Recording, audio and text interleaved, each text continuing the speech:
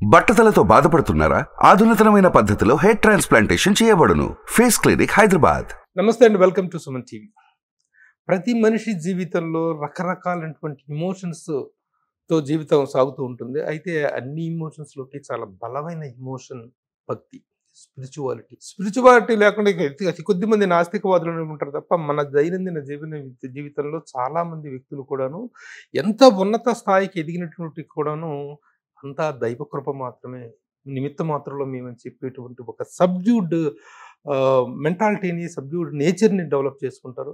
ఆ విధంగా ఒక నటులు కావచ్చు, వ్యాపారవేత్తలు కావచ్చు, రాజకీయవేత్తలు కావచ్చు, దేశాధినేతలు కావచ్చు, ఎవరైనా కావచ్చు, ఎవరు ఏ స్థాయికి వెళ్ళినా ప్రతి ఒక్కళ్ళు కూడాను ఆ సర్వేశ్వరుడి, ఆ దేవుడి యొక్క పాదాల దగ్గర తమను తాము అర్పించుకునేటువంటి ఒక దైవ భక్తి, ఒక స్పిరిచువల్ థింకింగ్ అనేటువంటిది ఉంటుంది. ఈ నేపథ్యంలో మా సినిమా సెలబ్రిటీస్లో ఎవరెవరి దైవభక్తి ఎలా ఉంటుంది, దైవంతో స్పిరిచువాలిటీతో వాళ్ళ జర్నీ అనేటువంటిది ఎలా సాగిందని తెలుసుకుందాం.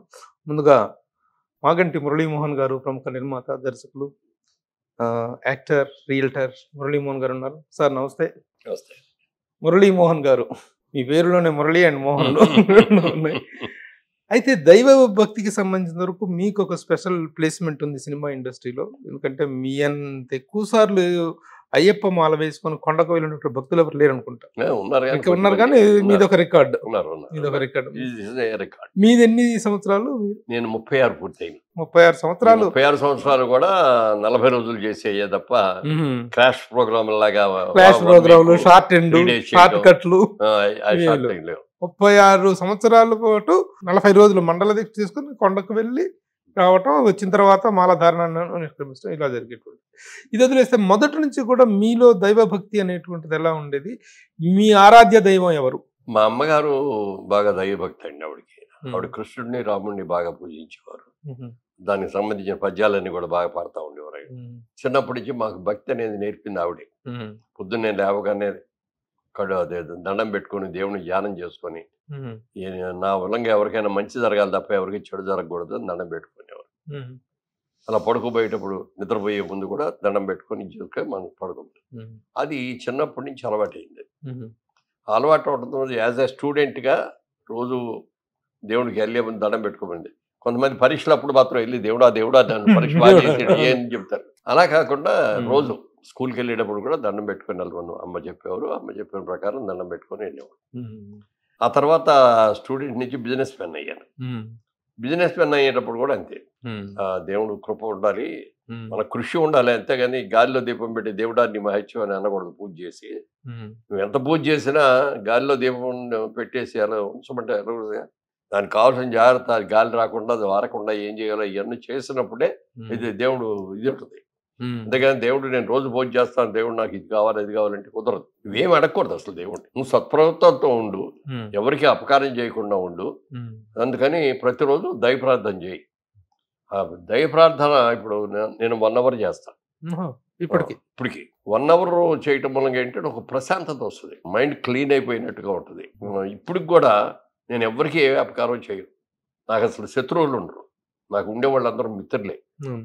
ఒకవేళ ఎవరన్నా ప్రభు మీ గురించి అక్కడ బ్యాడ్గా మాట్లాడండి అంటే అతను ఏ సందర్భంలో అన్నాడు కానీ, లేకపోతే అండయ్యాతను అన్ని అట్లా పాజిటివ్గా తీసుకోవడమే. మా తమ్ముడును మా అబ్బాయి కూడా అంటుంటారు, మీకు అందరూ స్నేహితుల్లాగానే ఉంటారు, అందరూ పాజిటివ్ అంటారు, వాడు ఇట్లా అంటాడు ఇట్లా అంటాడు అంటే ఎందుకు అవన్నీ మనం చూడాలి? మనం ప్రతి వ్యక్తుల్లో కూడా పాజిటివిటీ చూద్దాం. ఒకవేళ అతనిలో నెగిటివ్ ఉందనుకో జాగ్రత్తగా ఉండదు, దూరంగా ఉంది. సో దైవ భక్తి ఇష్టదైవం ఎవరు అని అడిగాను. జనరల్గా మన అందరం కూడా ఇష్టదైవం అనగానే రాముడు, కృష్ణుడు, వెంకటేశ్వర స్వామి అని చెప్తాం. అది కూడా అంతే. వీటన్నిటికంటే కూడా నాకు సూర్యుడు అంటే చాలా ఇష్టం. సూర్య భగవాన్ ప్రత్యక్ష దైవం. ఎందుకంటే ప్రత్యక్ష దైవం మిగిలిన అదే ఫోటోలే తప్ప మనం ప్రత్యక్షంగా కనపడం. సూర్య భగవాన్ పొద్దున్నే early morning sun rise sunset చూడటం అంటే నాకు చాలా ప్రేమ. ఇప్పటికీ కూడా సన్సెట్ జరిగేటప్పుడు కానీ ఎర్లీ మార్నింగ్ వెళ్ళినప్పుడేమో మెడ్రాస్లో ఉన్న రోజులు సీ షోట్కి వెళ్ళేవాళ్ళం.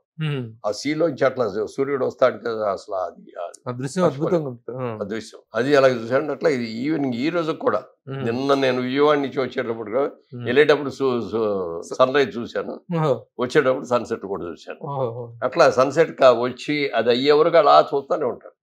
ఏదో ఒకసారి చూసి బాగుంది అని అనుకుంటున్నాను. ఇప్పుడు కూడా అట్లా సన్ రైజ్ సన్సెట్ బాగా సూర్య భగవానుడు అని లేకపోతే ఈ ప్రపంచం లేదు. ఎందుకు లేదు అని అంటే సూర్యభగవాన్ ఇచ్చేది మనకి హీట్, వెలుగు, వేడి రెండు ఇస్తాడు ఆయన. ఈ వెలుగు మూలంగా మనకి రాత్రి పగలు ఉంటుంది. ఆయన వెళ్ళి ఇంకో దేశంలోకి వెళ్ళినప్పుడు ఇక్కడ చీకటి ఉంటుంది, ఇక్కడికి వచ్చినప్పుడు అక్కడ ఆ దేశంలో చీకటి ఉంటుంది. అలాగే వేడి, మనకి బాడీలో ఒక సరైన వేడి లేకపోతే ఈ సృష్టిలో అంతా కూడా ఐస్ లాగా అయిపోయి మనందరం గడ్డగట్టేస్తాం, నీళ్లు గడ్డగట్టేస్తాయి, ఏమి ఉండవు. ఒక బాడీలో ఒక టెంపరేచర్, అధిక టెంపరేచర్ ఉండదు కానీ నార్మల్ టెంపరేచర్ అనేది ఉంటేనే మనం అన్ని పనులు కూడా బాగా చేస్తాం. ఆ వేడిని ఇచ్చేది సూర్యభగవానుడు, మరి ఆ వెలుగునిచ్చేది ఆ సూర్యభగవానుడు. డ్యూటీ తప్పకుండా రోజు పలానా టైంకి రావటం అంటే పలానా టైంకి పలానా సెకండ్గా ఆయన వచ్చేస్తారు. అలాగే రాత్రిపూట వెళ్ళేటప్పుడు కూడా అలాగే వెళ్ళిపోతారు. ప్రత్యక్ష దైవం, ప్రత్యక్ష దైవం సూర్యభగవాన్. ఎంతకంటే సూర్యభగవాన్ రెగ్యులర్ గా పూజిస్తారా? సూర్యభగవాన్ రెగ్యులర్ గా పూజిస్తారా? చేస్తాను. అవును, మీరు ఇందాక చెప్పారు 1 hour నేను పూజ చేస్తానని చెప్పి. 1 hour పూజ చేయటం అంటే ఆ ఎదురుగా దేవుడి ఎదురుగా కూర్చొని ఒక మంత్రోచ్చారణ, ఒక పర్టికులర్ గా ఒక ఇదిని ఫాలో అవటం ఉంటుందా? ఇదేనా? నేను ఎవరి దగ్గర పూజ ఎలా చేయాలన్నది నేర్చుకోలే. నా నోటికి ఏదో వస్తే అది చేయటం. ఏదైనా పుస్తకం చదివేటప్పుడు ఏదో దేవి మంత్రం అన్నారు కూడా, ఆ దేవి మంత్రం బాగుంటది కదా అని చేసుకోవడం, అది చేయటం. అట్లా దానికి ఒక సిస్టమ్, నా అవగాహనలో నేను ఒక సిస్టమ్ చేసుకుని దాని ప్రకారం పూజ చేస్తాను. మామూలుగా పూజ చేసే మంచి పెద్ద పూజారుల దగ్గర, బ్రాహ్మణుల దగ్గరికి వెళ్ళిన పూజ బయటికి మాట్లాడితే నవ్వుతారు కూడా. బట్ నా అయ్యప్ప స్వామిని బాగా పూజ చేస్తాను. ధ్యానం అంటే శ్లోకాల్లాగా, శ్లోకాలు కూడా కాదు, అది ఒక్కొక్క దేవుడిని ఒక్కొక్క టైం అట్లా చేసుకుంటూ వెళ్తాను. అట్లాగే మీకు బాగా తర్వాత ఇంకోటి ఏంటంటే వారాలను బట్టి కూడా ఉంటుంది. సోమవారం అనగానే శివుడికి పూజ, ఆ రోజు శివుడికి ఎక్కువ పూజ. మంగళవారం అనగానే ఆంజనేయ స్వామికి ఎక్కువ చేస్తా, బుధవారం అనగానే అయ్యప్ప స్వామికి ఎక్కువ చేస్తా, శుక్రవారం అయితే అమ్మవారికి, గురువారం బాబా, శనివారం వెంకటేశ్వర స్వామికి, ఆదివారం సూర్యభగవాన్. గురువారం వదిలేశారు. గురువారం సాయిబాబా కూడా నాకు బాగా. ఈ గుళ్ళు పుణ్యక్షేత్రాలు తిరగటం అనేది ఉంటుందా మీరు? అవి చాలా తక్కువ. ఎందుకంటే మా మదర్కి పుణ్యక్షేత్రాలకు వెళ్ళాలని కూరుకునేది కాదు. మన మనసు ప్రశాంతంగా మన ఇంట్లో మనం చేసుకుంటే చాలు అన్న భావన ఆవిడ నేర్పారు. మా ఆవిడ కూడా అంతే, ఇప్పుడు కూడా నాకు గుళ్ళు గోపురాలు అక్కల, నాకు ఇల్లే నా గుడి అని ఇంట్లోనే ఉంటుంది, ఇంట్లోనే చేస్తుంది. ఉపవాసాలు ఉండవు, లేకపోతే శనివారం వాడ ఒంటి పూట తినాలని ఇవి ఉండవు. మనం ఏ ఫుడ్ తింటాం ఆ ఫుడ్ తినేటివి. వెజిటేరియన్ తిన్నప్పుడు వెజిటేరియన్ తింటాం, నాన్ వెజ్ తిన్నప్పుడు నాన్ వెజిటేరియన్ తింటామే తప్ప ఒక అయ్యప్ప స్వామి మానేసినప్పుడు మాత్రం చాలా సిస్టమేటిక్. ఓన్లీ వెజిటేరియన్, ఒంటిపూట భోజనం, నేల మీద పడుకోవడం, అవన్నీ ఆ రూల్స్ అనేవి పాటిస్తాం. అదర్వైజ్ ఇవాళ ఏదో శివరాత్రి వాళ్ళ ఉపవాసం ఉండాలి మంచిది అంటారు, అలాంటి ఉపవాసాలు అవన్నీ చేయి. మామూలుగా మనసులో భక్తి అనేటువంటి దాన్ని మాత్రం చక్కగా ఉంటాం, ఎవరికి చెడు చేయకుండా ఉంటాం, సాధ్యం అందరితో కూడా పాజిటివ్ గా ఉంటాం. మనకున్న దాంట్లో ఏదో ఒక విధంగా ఒక పద్ధతి పెట్టుకుని ఆ పద్ధతి ప్రకారం అంత భగవంతుడి ఇచ్చేదే కదా ఇవన్నీ. అందుకని ఆ భగవంతుడు మన అవసరాలు తిరిగిన తర్వాత కొంత సమాజానికి, సమాజం దేవుడు అంటే సమాజమే, సమాజం అంటేనే దేవుడు. అందుకని ఆ సమాజం మనకి ఇచ్చింది కాబట్టి మన అవసరాలు తీరిన తర్వాత కొంత సమాజానికి మనం ఖర్చు పెట్టుకున్నాం. అదే నేను చూస్తున్నాను. మామూలుగా భక్తి గీతాలు వింటారా మీరు? మీకు ఇష్టమైన భక్తి గీతం అంటే అయ్యప్ప స్వామి పూజలు చాలా ఉంటాయి, భలే పాటలు ఉంటాయి. పూజలకు వెళ్తే అసలు ఆ పాటలు పడతాడు ఓ జోష్ వచ్చేస్తారు అనమాట, చాలా బాగుంటుంది. కానీ నేను పైకి పడిన మనసులో పడుకుంటాను, పైకి పడితే అందరు నవ్వుతారు, తిడతారు, పారిపోతారు. అట్లా కాదు, మీరు మామూలుగా రెగ్యులర్ గా హమ్ చేసేటువంటి ఒక భక్తి గీతం ఉంటే ఏం చెప్తారు? మనసులో అదే ఏంటి హమ్ చేసుకునే మనసులో ఏదైనా వస్తుంది, ఫలానా ఒక్కటే అని ఉండదు. అయ్యప్ప స్వామి దీక్షలో ఉన్నప్పుడు అయితే ఏంటంటే కారులోకి ఎక్కగానే కూడా ఆ పాటలు పెడతాం. ఇక అయ్యప్ప స్వామి దీక్షలో ఇంకొక ఆలోచన రాకూడదు. దేవుణ్ణి పూజిస్తాం, ఇంట్లో పూజ చేసుకోవటం ఇదంతా ఒకటైతే, ఈ రోజున ప్రతి సెలబ్రిటీకి ఆల్మోస్ట్ చాలా మంది రాజకీయ నాయకులు కావచ్చు, వ్యాపారవేత్తలు కావచ్చు, సినిమా వాళ్ళు కావచ్చు, ప్రతి ఒక్కరు ఒక కల్ట్ని ఫాలో అవుతున్నారు. గురూజీలు అనేటువంటి ఒక కల్ట్ని, ఫలానా గురూజీ దగ్గరికి వెళ్ళటం, వాళ్ళ దగ్గర అది చేసుకో, ఒక సత్సంగంలాగా చేయటం. ఈ విధంగా నేను పేర్లు చెప్పలేను, అందరు గురూజీలు, స్వామీజీలు వీళ్ళందరూ తెలుసు. మీకంటూ ఎవరైనా స్వామీజీ ఉన్నారు? నాకు ఏ గురూజీ లేడు, ఏ స్వామీజీ లేరు. కానీ చిన్నప్పుడు సాయిబాబా గారు అంటే కూడా నాకు చిన్నప్పుడు బాగా చిన్నప్పుడు షిరిడి మన సత్యసాయి బాబా కాదు, బిగినింగ్ లో నేను చెప్పేది ఇప్పుడు బిగినింగ్ లో నాకు చిన్నప్పుడు బాగా జ్వరం వచ్చి ఇదిగా ఉంటే అప్పుడు మా తాతగారు, ఆయన భక్తుడు కూడా, ఆయన సాయిబాబా గారి వెండి బిళ్ళ ఒకటి తీసుకొచ్చి మెళ్ళలో పెట్టారు. నెక్స్ట్ టైం తగ్గిపోయింది ఆయన చెప్పారనమాట. ఇక అందుకని అది చాలా సంవత్సరాలు, దాదాపు నాకు సినిమాకి వెళ్ళేదాకా కూడా ఉందో లేదు. తర్వాత మరి అడ్డం వస్తుందని మొల్లో కట్టుకొని మొలక పెట్టుకున్నాను. అది ఎప్పుడో ఆ తాడు దిగిపోయింది, అది పోయింది, ధరణ లేదు. అప్పుడు ఆ రోజులన్నీ షిర్డీ బాబా గారినే చేసుకునేవాడిని దండం పెట్టుకోవటం. సత్యసాయిబాబా గారి మీద ఒక విధంగా చెప్పాలంటే నాకు కొంచెం నెగిటివ్ థాట్ కూడా ఉండేది ఆయన మీద. ఈయన సిల్క్ బట్టలు వేసుకుంటారు, బంగారు పొయ్యాలు ఊగుతారు, ఇదేంటి ఈయనేం స్వామి అన్నట్టుగానే ఉండేది. ఆ ఫీలింగ్ తోనే మాయలో మంత్రాలు అంటారు. తర్వాత ఆవిడ బాగా సత్యసాయిబాబా గారి భక్తులు, సాయిబాబా భక్తులు ఇద్దరు. ఆ సాయిబాబాని ఈ సాయిబాబా కూడా చాలా భక్తురాలు. పెళ్ళైన తర్వాత ఎక్కడికైనా హనీమూన్కి వెళ్దాం, ఎక్కడికి వెళ్దాం అని అడిగితే నాకు ఎక్కడికి వద్దండి, నీకు వీలైతే ఒకసారి నన్ను బాబా గారు పుట్టపర్తి తీసుకెళ్ళండి అన్నాడు. పుట్టపర్తి దగ్గర చూద్దామని, తర్వాత చూద్దామని అది నెగ్లెక్ట్ చేశాను నేను. ఊరే ఒకసారి మాత్రం తిరుపతి మాత్రం తీసుకొని వెళ్ళి వచ్చామంటే చాలాసార్లు అడిగింది, ఏమండి ఒకసారి పుట్టపర్తి వెళ్ళొద్దామండి, పుట్టపర్తి అని. ఎందుకో వెళ్ళా, నాకు ఆ నెగిటివ్ ఫీలింగ్లోనే ఉంది కొంత. ఓ రోజు అనంతపూర్లో కాలేజీ, బాబా గారి కాలేజీ ఉంది. ఆ కాలేజీ వాడు ఏదో ఫంక్షన్ పిలిచారు నన్ను, సినిమా యాక్టర్ అయిన తర్వాత. ఆ రోజు నేను వెళ్ళేటప్పటికి అందరూ సత్యసాయి స్టూడెంట్స్, లోపల ఫోటోలు, దేవుడు అన్ని చాలా సిస్టమాటిక్గా ఉన్నాయి. అందరూ వైట్ డ్రెస్.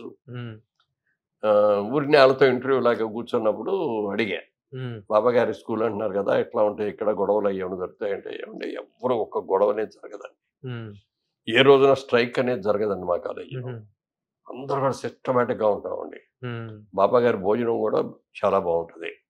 అప్పుడప్పుడు వస్తారా బాబా గారు అని అడిగారు. అప్పుడప్పుడు వస్తారండి, వచ్చి కామ్గా క్వైట్గా అట్లా నడిచి వచ్చి స్కూల్ క్లాస్ రూమ్ దాకా అట్లా చూస్తారు. ఎవరన్నా చూసి లేకపోతే అట్లా సాయి చేస్తారు తప్ప మాట్లాడరు.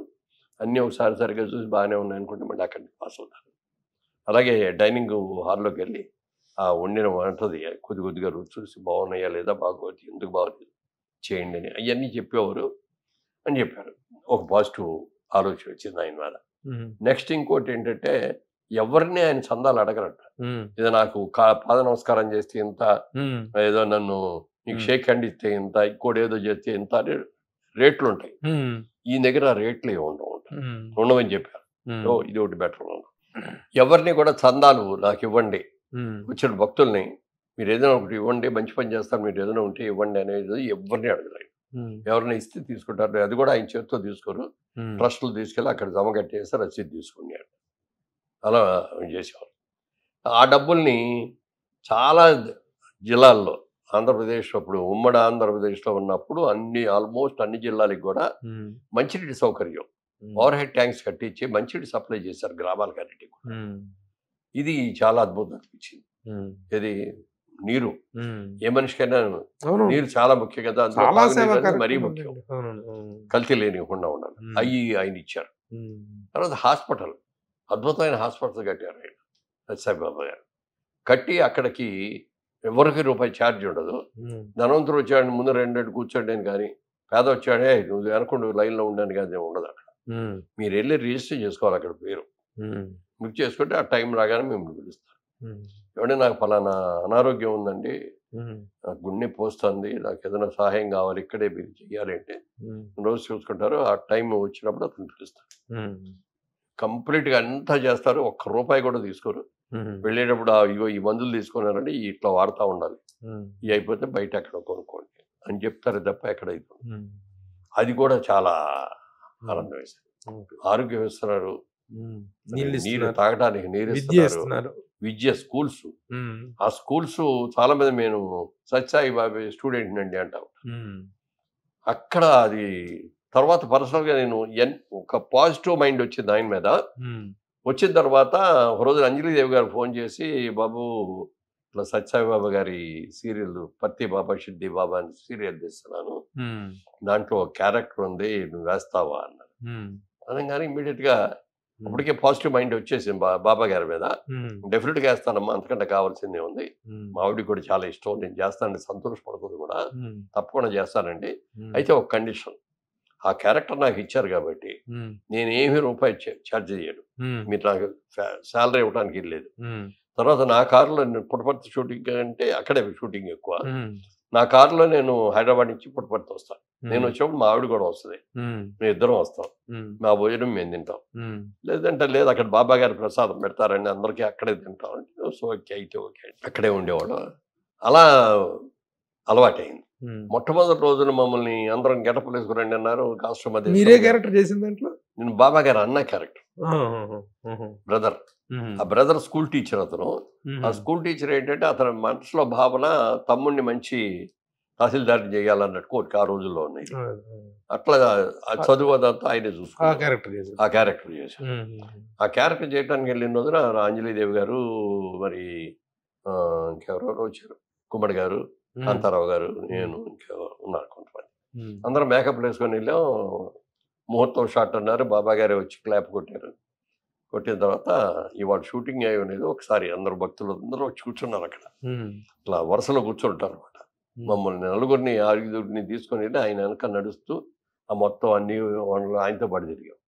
తిరుగుతా వెళ్తా ఇదిగో ఈయన మా తాతగారు కుమ్మడి గారు, ఇదిగో కాంతారావు గారు మా నాన్నగారు, అంజలీదేవి గారు మా అమ్మగారు, మా అన్నయ్య మురళీమోహన్ గారు అని ఇట్లా పరిచయం చేశారు ఆయన. ఇంత దేవుడు సత్యసాయిబాబా గారు మా అన్నయ్య అని నన్ను పరిచయం చేస్తారు, ఎందుకంటే ఏం కావాలి అన్నాడు. చాలా అయిన తర్వాత షూటింగ్ రేపు నుంచి అన్నారు. ఇంటికి వెళ్ళి అక్కడ రూమ్కి వెళ్ళిపోయి పడుకున్నాం. 9:30 or 10 అయింది. తలుపు కొడుతున్నారు. ఏంటి అని లేచి చూస్తే అంజలీదేవి గారు. ఏంటమ్మా ఇప్పుడు వచ్చి తలుపు కొడతారు అన్న. అంటే బాబు ఇందాక బాబా గారి దగ్గరికి వెళ్ళినప్పుడు ఆయన అన్నారు మా అన్నయ్యకి మీసాలు ఉండవండి, మరి మురళీమోహన్ గారు మీసాలతో వచ్చారు, దానికి అభ్యంతరం లేకపోతే మీసాలు తీస్తారని కనుక్కుంటారా అని అన్నారండి. అందుకని ఆవిడ వచ్చింది. నెక్స్ట్ టైం మళ్ళీ మీసాలతో వెళ్తాం కదా, బాబు నీకు అభ్యంతరం లేకపోతే ఇట్లా తీస్తావా అని అడిగారు. తప్పకుండానమ్మా, మీసం తీయటం ఏంటమ్మా, ఆయన కనుక అడిగితే మెడకాయ తీసి మొన్న ఇస్తాను ప్లేట్లో పెట్టి అని అప్పుడే మళ్ళీ పొద్దున్నే లేట్ ఎందుకని అప్పుడే చేసేసుకున్నాను. పొద్దున్నే మళ్ళీ గెటప్ వేసేసుకొని ఆ పంచి ఆ షర్టు అయ్యి వేసుకొని బాబా గారికి చూపిద్దామని అక్కడికి వెళ్ళాను. వెళ్తే ఆయన టైం ఇచ్చారు, లోపలికి పిలిచారు. లోపలికి వెళ్ళి కానీ ఇప్పుడు కరెక్ట్గా మా అన్నయ్యలా ఉన్నావు, నువ్వు అభ్యంతరం ఉంటుందేమో అనుకున్నాను, నువ్వు చాలా చేసావు, చాలా సంతోషం అని చెప్పి ఒక్క మాట అన్నారు ఆయన.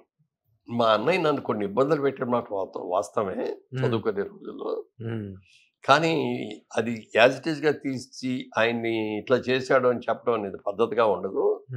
తర్వాత ఏమో ఆయన కొడుకులు, కోడళ్ళు, మనవరాళ్ళు అందరూ ఉన్నారు. ఇప్పుడు అదిగో మా తాతగారి నుంచి ఇలా చెప్తున్నారు, మా నాన్నగారి నుంచి ఇలా చెప్తున్నారు, లేకపోతే మా మామగారి నుంచి ఇలా చెప్తున్నారు, వాళ్ళు ఫీల్ అయితే బాగుండదు. ఎందుకంటే నువ్వు ఎలా చేస్తావో నాకు తెలియదు, నువ్వు దాన్ని ఏమీ నెగిటివ్ రాకుండా పాజిటివ్గా వచ్చినట్టు చేయాలి. అప్పుడు ఏం చేయాలని ఆలోచించి డైరెక్టర్ చెప్పినట్టు చేస్తారు కదా, స్క్రిప్ట్ ఏదైతే చేస్తారు స్క్రిప్టే. అందుకని స్క్రిప్ట్ ప్రకారం పేరు గుర్తులేదు, అంజలీదేవి గారి దగ్గర ఉండి చేసేవాడు, చాలా సినిమా చేశాడు ఆయన, పేరు గుర్తులేదు. ఆయన దగ్గరికి వెళ్ళి సార్ ఒక హెల్ప్ చేయాలి సార్ అని బాబా గారు ఇలా అన్నారండి, ఆ క్యారెక్టర్ నెగిటివిటీ రాకుండా పాజిటివ్ వచ్చేటట్టుగా చేయమన్నారండి అన్న. చూద్దాం మరి అయితే రైట్ అని పిలిచి ఏమో చేద్దాం అన్నాడు. కాదండి నాకు వచ్చిన ఆలోచన చెప్తాను. ఒక స్టేజ్లో వైఫ్ వచ్చేసి ఏమండి మీ తమ్ముడు అంటే ఎందుకు అట్లా కసురుకుంటున్నారు, అంతా ఇది చేస్తారు, మీరు అక్కడికి వెళ్ళడానికి లేదు, ఎక్కడికి వెళ్ళడానికి లేదు, ఇది చేయాలి అది చేయాలి అని ఎందుకంటే కసురుకుంటారు అంటే, పిచ్చిదానా, నా తమ్ముడు అంటే నాకు ప్రేమ లేక కాదు, వాడిని అట్లాగే వదిలేసేస్తే ఎట్టెట్టో తిరుగుతున్నాడు, ఏ మాయలు అంటాడు, మంత్రాలు అంటున్నాడు, పిల్లల్ని నేర్చుకొని తిరుగుతున్నాడు, వాడిని తహసీల్దార్ని చేయాలి. వాడు తహసీల్దార్ అవ్వాలంటే నేను అంత గట్టిగా ఉండి ఆడు చదువుకుంటేనే తహసీల్దార్ అవుతాడు. అందుకని నేను అంటున్నా నాకు ప్రేమ లేక కాదు అని ఆ సీన్ పెట్టించుకొని ఆ సీన్ యాక్ట్ చేసిన తర్వాత అప్పుడు బాబా గారు కూడా తెలిసి ఆయన చాలా బాగా చేశాం బాబు, చాలా సంతోషం. ఆ షూటింగ్ అన్నాడు వాళ్ళ అన్నగారి పిల్లలు, వాళ్ళ మనవాళ్ళు, మానవరాడు, కోటవాళ్ళు అందరూ వచ్చేవారు. వాళ్ళందరూ కూడా నన్ను తాతయ్య గారు, లేకపోతే నాన్నగారు, మామయ్య గారు అని ఇట్లా పిలిచేవారు తప్ప వరుసలు పెట్టి మురళీమోహన్ గారు అని ఎవరు పిలిచేవారు కాదు. ఆ క్యారెక్టర్లోకి వాళ్ళు కూడా నన్ను క్యారెక్టర్ గారిని రిసీవ్ చేసుకున్నారు అనమాట. అలా అది జరిగిన రోజులు నిజంగా మా ఆవిడకైతే పండగ. ఏమంటే మళ్ళీ ఎప్పుడు నెక్స్ట్ పుట్టపర్తి షూటింగ్ అని అడుగుతూ ఉండేది అనమాట. మామూలు రోజుల్లో ఎక్కడ ఏ షూటింగ్ కి రాదు, ఎక్కడ కూడా చూడరు ఎవరు, ఏ ఫంక్షన్ కూడా వెళ్తారు, సినిమా ఫంక్షన్ కూడా. సో గొప్ప అనుబంధం, అందుకని బాబా గారితో గొప్ప అనుబంధం. ఇవాళ ఏదో ఏలుకి ఏదో ఇది ఇచ్చి పెట్టుకోలేదు కానీ ఉంగరం ఆయనే ఇచ్చారు, ఒక ఉంగరం ఆకుపచ్చ రంగు, అది ఎప్పుడూ ఉంటుంది.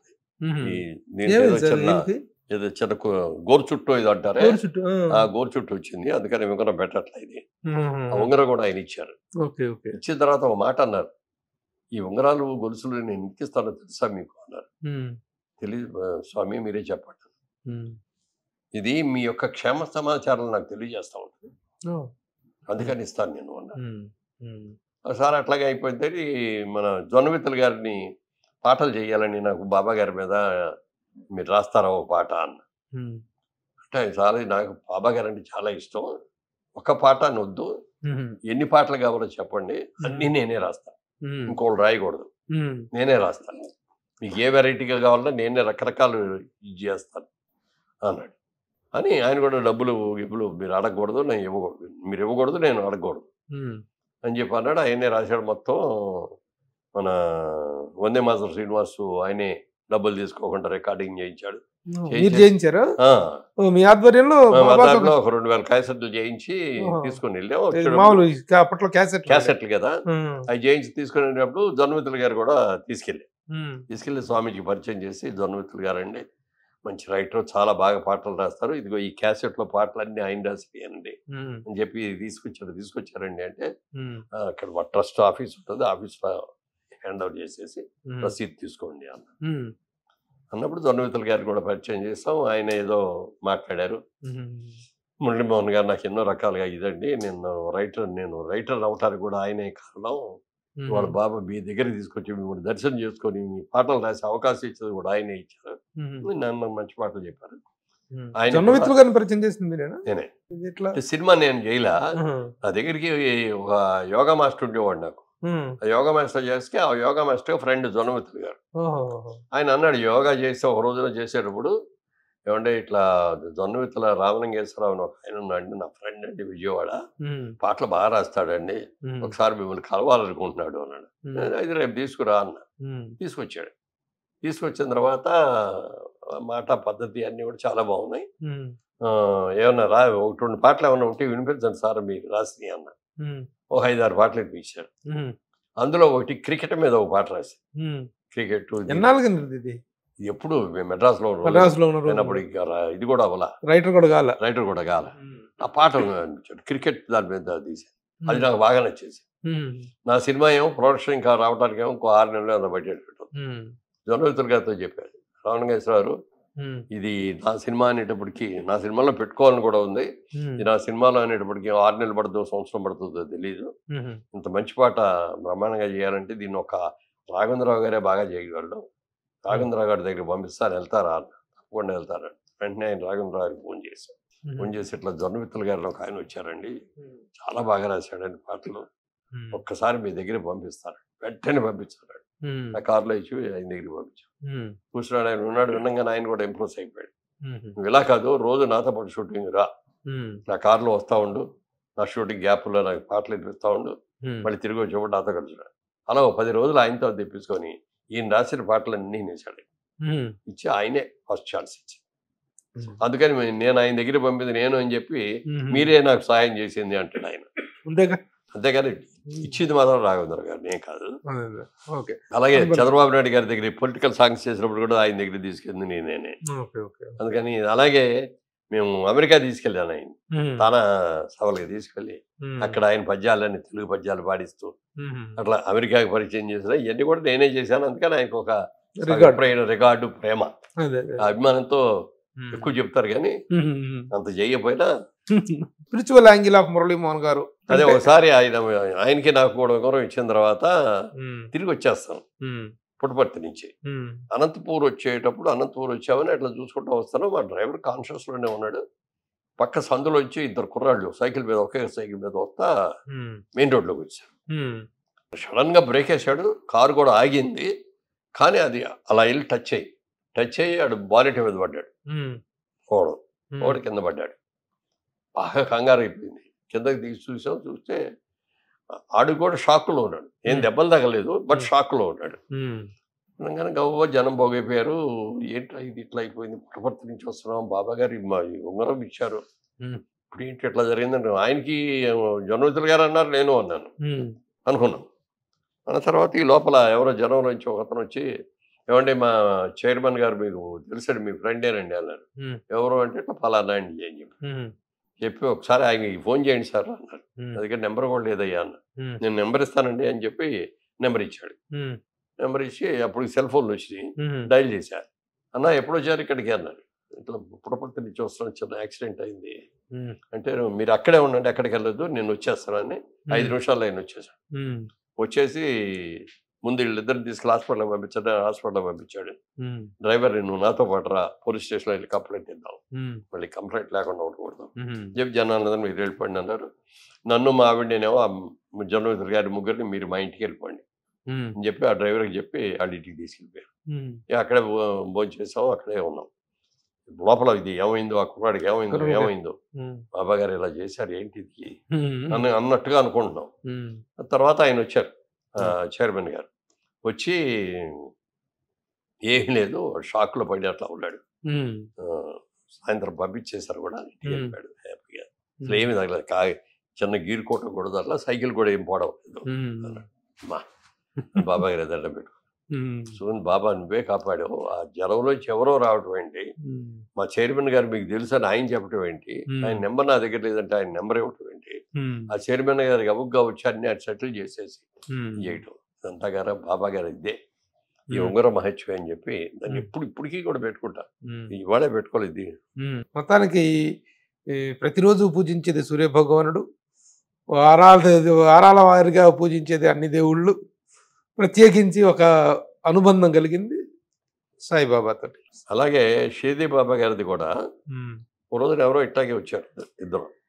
ఏమంటే నేను డైరెక్టర్ అండి, ఓ పాట రాయించారండి, ½ అన్ అవర్ సాంగ్ అండి, ఈయన రాశారండి, మన వేటూరు గారు రాశారండి, బాలసుబ్రహ్మణ్యం గారు పాడారండి, ½ అన్ అవర్ సాంగ్ అండి ఇది బాబా గారి మీద పిక్చరైజ్ చేయాలనుకుంటున్నాం, మీరు అందులో యాక్ట్ చేయాలండి మెయిన్ భక్తుల్లాగా.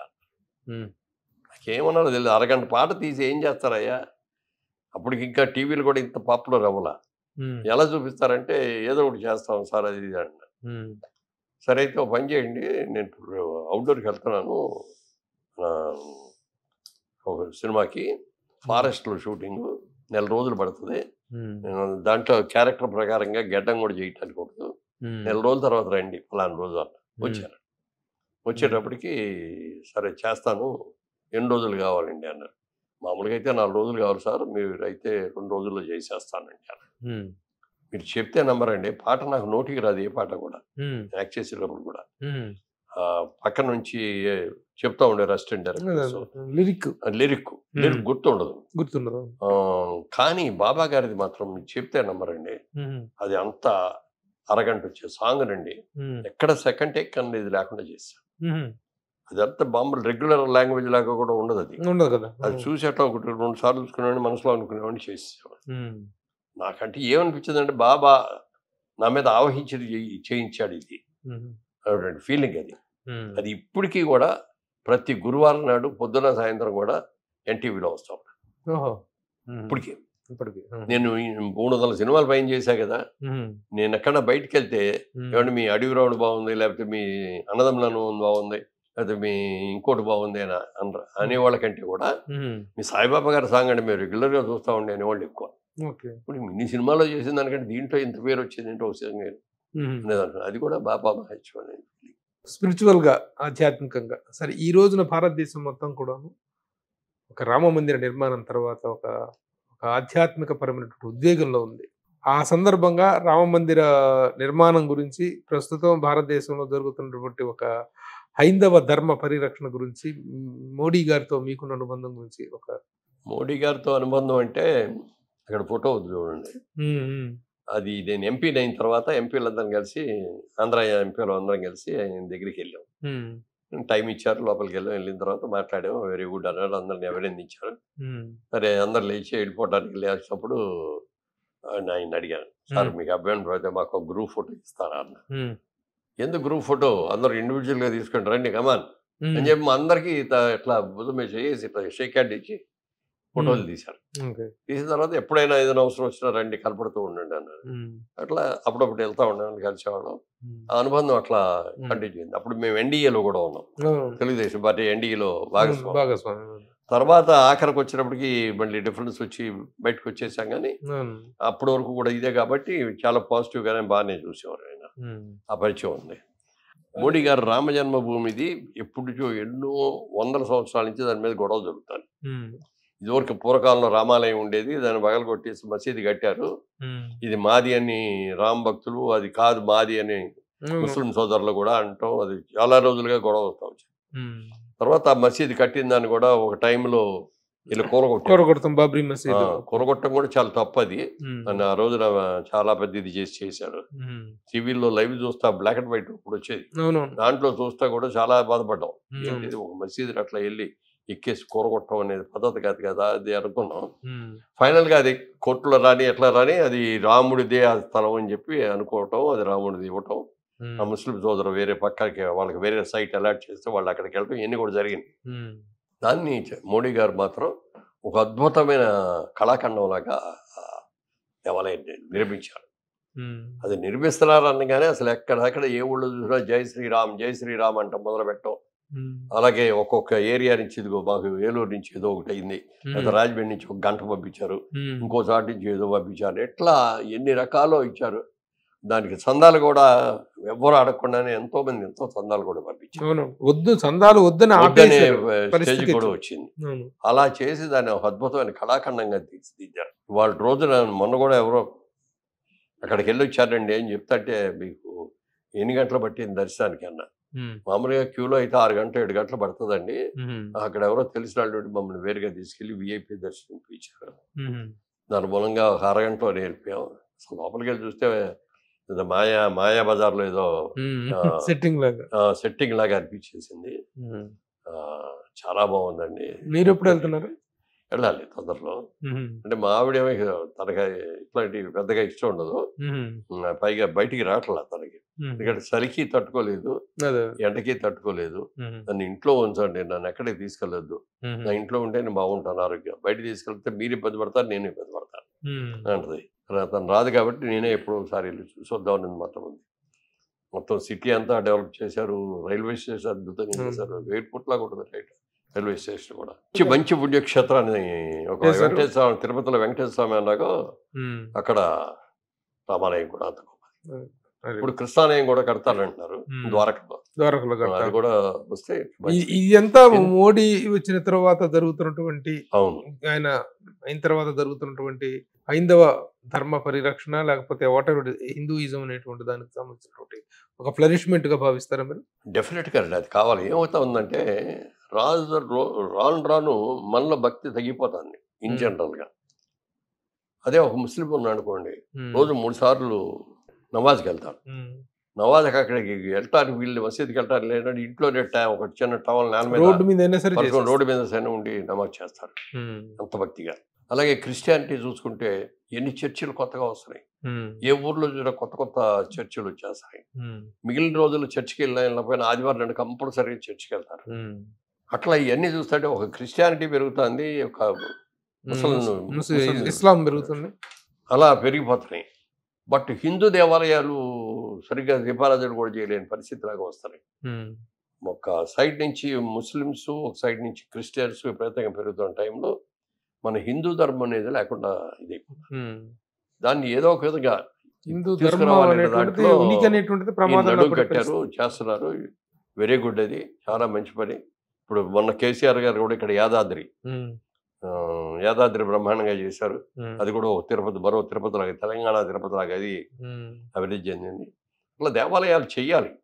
ఎందుకంటే మనం డెఫినెట్గా మన దేవాలయాలు మన హైందవ తత్వం అన్ని కూడా చూపించుకోవాలి కదా, లేకపోతే ఇతర భక్తులు ఎక్కువైపోతారు. కానీ అది మంచి పని చేస్తాను. Thank you sir. Spiritual journey చాలా అద్భుతంగా మాట్లాడారు. మీ అనుభవాలు ముఖ్యంగా షిరిడి సాయిబాబాతో కానీ సత్యసాయిబాబా గారితో కానీ అనుభవాలను చక్కగా షేర్ చేసుకున్నారు. Thank you very much for sparing enough time sir. Suman టీవీలో మీ పర్సనల్ అండ్ బిజినెస్ ప్రమోషన్స్ కోసం కింది నెంబర్కి కాంటాక్ట్ చేయండి.